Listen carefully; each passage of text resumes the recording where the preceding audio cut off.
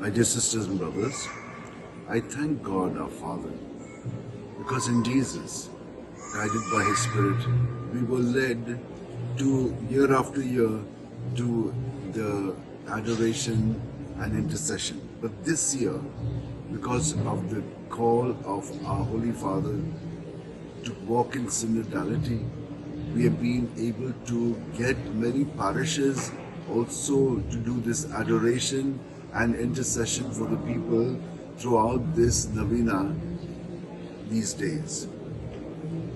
We started in the morning at 5 and ended at 6. 13 hours we were praying and interceding. This is the work of the Holy Spirit, because those who have done this have experienced timelessness. They just came and they're just going. They felt that way. That means the presence of Jesus was really a felt experience.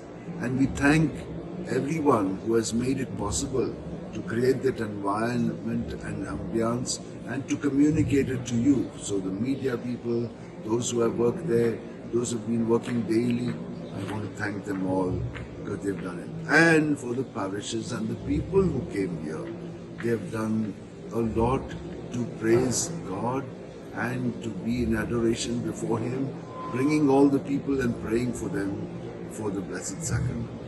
I want to thank all of you who have participated in it very much. All these days, some of you have been there all the while. It's been many hours that you have also from your place, wherever you are in the world, you have joined in this adoration and intercession for people.